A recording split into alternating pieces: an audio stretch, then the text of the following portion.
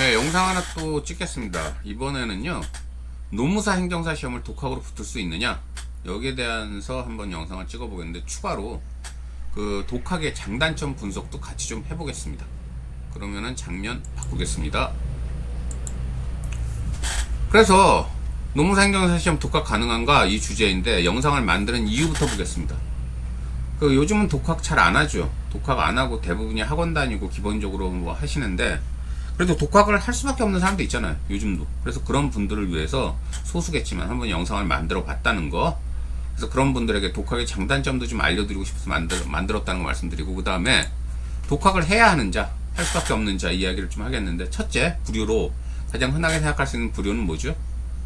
돈이 없는 사람, 가난한 사람이죠. 돈만 많으면요, 학원 가서 일타 강사들 강의 다 들으면 되잖아요. 근데 돈이 그러면 굉장히 많이 들잖아요. 그래서 돈이 없는 분들은 독학을 할 수밖에 없고, 또 하나 부류는 정규 교육, 학교든 학원이든 그런 걸 받을 수 없는 사람. 그게 돈이 없어서가 아니라 본인이 거기에 안 맞아서, 본인 스타일이 안 맞아서 그 정규 교육을 받기 힘든 자도 독학을 할 수밖에 없는데, 과거에 지금도 마찬가지지만 제가 그랬습니다. 저 같은 경우에 다른 영상에서도 얘기를 했지만 초등학교 때부터 눈이 굉장히 나빴는데 안경을 집안 형편 때문에 못 썼어요. 그러다 보니까 칠판이 안 보였고, 그러다 보니까 혼자 독학을 할 수밖에 없었어요. 칠판이 안 보이는데 어떻게 공부를 해요? 그래서 맞춤법도 저는 혼자 독학으로 했고, 중고등학교 시절도 거의 독학으로 공부를 했고, 그때는 안경을 쓰긴 썼는데 칠판 안 보고 그냥 독학하는 게 몸에 배다 보니까 학교 공부가 저한테는 의미가 없더라고요. 그래서 거의 독학해서 고대도 갔고, 노무사 행정사도 다 독학해서 땄습니다. 그래서 이걸 제 자랑이 아니라 절대 이건 저는 제 흉입니다. 단점인데, 이렇게 정규 교육을 못 받다 보니까 제대로 그게 몸에 안 익다 보니까 혼자 공부를 할 수밖에 없고, 그래서 그런 분들도 독학을 해야 되지 않나 생각되고, 나머지 한 부류는 굉장히 좀 소수이긴 한데, 천재들 있죠. 진짜 머리 좋은 사람들. 이런 사람들은 또 정규 교육이 너무 지루할 수밖에 없어요. 너무 머리가 좋으니까. 그래서 이런 분들 같은 경우도 독학을 해야 되지 않나 이런 생각을 합니다. 그 다음에 독학의 장점 이제 먼저 보겠습니다. 독학의 장점은 첫째, 저렴하죠. 돈이 좀 안 들죠. 그래서 책 정도 있으면 되는데, 책값도 비싸다 하지만 뭐 책 4, 5만원짜리 한다 쳐도 10권이면 뭐 40만원, 50만원인데, 요즘에 논술시험, 뭐 노무사든 행정사든 과목당 뭐 GS 0기, 1기, 2기, 3기 이렇게 나눠놨죠. 그러다 보니까 그 GS 0기 하나만 해도 보통 2, 30만원 하는데, 그걸 1, 2, 3, 4 다 들으면 보통 돈 100만원 나오고, 그런 과목들을 너다섯 과목 이상 들으면은 돈 400, 500은 금방 깨지죠.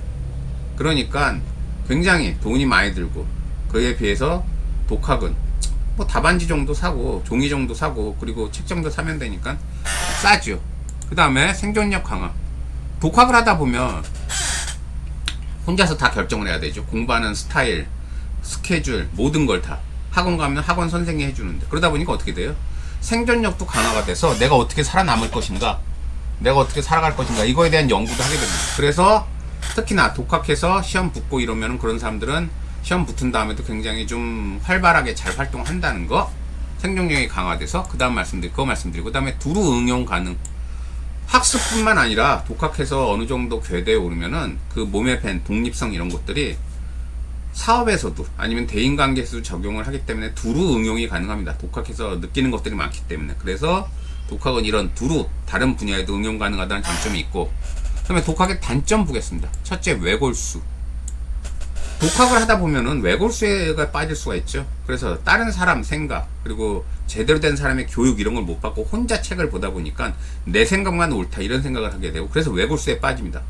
그래서 설사 시험에 붙고 나서도, 소정의 성과를 거두고 나서도 성격이 외골수에 빠져서 대인관계든 다른 분야에서 항상 본인만 옳다고 생각하다가 큰 낭패에 빠지는데, 혹시 이런 분들 여러분 경험하지 않으셨습니까? 어떤 사업인데 어떤 분야에서 사업을 해서 성공을 했어요. 근데 그분이 다른 분야에 진출했는데 거기서는 쫄딱 망했어요. 그런 분들 상당수는 처음에 성공했을 때 그 사업에서 본인이 익힌 거, 느낀 것만 그게 옳다, 나 이걸로 성공했어, 그러면 이게 최고야, 그런 외골수에 빠져서 전혀 다른 메커니즘으로, 전혀 다른 인식을 갖고 접근해야 되는 다른 업종에도 그런 기존의 인식을 갖고 접근했다가 망하는 경우가 대부분입니다. 그래서 이 외골수에 빠지는 게 독학이 참 안 좋은 점이고요. 그 다음에 나쁜 학습 습관. 혼자 공부하다 보니까 나쁜 습관에 빠져요. 그래서 저 같은 경우 혼자 맞춤법 배우고 하다 보니까는 필기 그 글씨체가 굉장히 안 좋아졌고, 또 하나 나쁜 점은 좀만 어려우면 자꾸 빼려고 그러더라고요. 건너뛰려고 그래요. 그래서 그 민법 보면은 다수 당사자의 채권 채무 관계 있죠. 그거 굉장히 복잡한데, 그렇게 좀만 어려우면 건너뛰려고 그러고, 경제학에서도 뭐 국민 총생산 GDP인가 이거 계산하는 법 이런 것도 좀 복잡한데 그런 것도 건너뛰려고 그러고, 이런 나쁜 학습 습관을 독학을 하다 보면 이제 몸에 익는 수가 있습니다. 그다음에 수박 겉핥기. 제대로 깊이 있게 들어가서 공부를 하려면 제대로 누군가한테 배우는 수밖에 없어요. 책으로 하는 건 한계가 있습니다. 아무리 천재라도. 그래서 대학원 교육이 어떻게 하나요? 그 석학 밑에 교수님, 제대로 된 교수님 밑에 서너 명 제자 두고 제대로 도제식으로 수업을 하죠. 그런데 그렇게 해서 제대로 깊이 있게 배우질 않고 책으로만 배우면 논문 같은 걸 본다고 해도 수박 겉핥기에 이제 그칠 확률이 크고요. 그 다음에 부분에 치우쳐 전체를 몰가. 그래서 양이 많은 과목들 있죠. 특히 민법 같은 거. 전체가 굉장히 양이 많죠. 그런데 이런 거 공부하다 보면 내가 지금 공부하는 분야가 이 전체에서 어떤 의미를 있느냐 이런 걸 잃어버려요. 잊어버려요. 너무 양이 많다 보니까. 노동법도 양이 많으니까 중간에 내가 하는 분야, 지금 이 다루고 있는 분야의 의의 같은 거 잊어버리고. 그래서 부분에 치우쳐 전체를 몰각할 수 있고. 그 다음에 또 하나, 답안지 첨삭을 못 받으면 이게 어찌 보면 실질적인 그 시험에 있어서는 가장 큰 독학의 단점인데, 학원 가면 어떻게 합니까? 학원 선생님들이 답안지 첨삭을 해주죠. 답안지 내고. 그러면 그 시험 보는 거, 모의고사 보는 거 되게 짜증나도 첨삭을 받음으로써 내 실력을 확인하고 이제 실력이 느는데, 혼자 독학하면 이게 방법이 없어요. 방법이. 답안지 첨삭을. 뭐 답안지 첨삭만 해주는 분이 있다는 얘기는 듣긴 들었는데 굉장히 희소하고 찾기도 힘든 것 같더라고요. 그래서 결국은 혼자 답안지를 쓰고 혼자 스스로 평가를 해야 되는데, 객관식도 아니고 이 주관식으로 혼자, 그것도 학습 뭐 시험 붙은 사람도 아닌 사람이 혼자 그거를 평가한다? 그건 굉장히 좀 어려운 거기 때문에 이게 가장 독학의 나쁜 점 같아요. 그 다음에 이제 노무사, 행정사 시험을 독학으로 붙으려면, 그래서 이런 독학의 단점이 있는데 이런 거를 극복하고 어떻게든지 이제 붙어야 되잖아요. 독학을 지금 할 수밖에 없는 상황이다, 이런 전제니까. 그래서 거기에 대한 이제 대처법을 알아보면은요, 첫째, 수험서가 아닌 교수 교과서. 그래서 수험서는요, 여러분들 보시면 목차 잘 돼 있고 간략간략하고 보기 되게 좋죠. 하지만 깊이가 얕을 수밖에 없어요. 왜냐? 수험서는 강사 강의를 들으면서 보라고 만든 책이기 때문에. 그래서 독학하는 분들이 수험서만 갖고 공부한다? 이거는 절대 붙을 수 없다는 얘기예요. 붙기 싫다는 얘기예요. 독학을 한다면은, 혼자 공부한다면은 두꺼워도 짜증나도 교수 교과서로 하세요. 교수 교과서. 교수 교과서는 어때요? 양이 되게 많고 막 목차도 불친절하고 그렇죠. 하지만 교수들이 하고 싶은 말을 다 적었기 때문에 양이 많은 겁니다. 그래서 독학을 한다면 꼭 교수 교과서로 공부하시고, 그 다음에 눈이 아닌 손으로. 특히 노무사 행정사 시험처럼 논술 시험은 어떻습니까? 답안지에 원하는 그 문제에 대한 답을 적고 서술을 하고 그걸 가지고 교수한테 얼마나 공부를 한 사람인지 평가받는 거죠. 그러니까 결국은 손으로 쓰는 게 중요해요.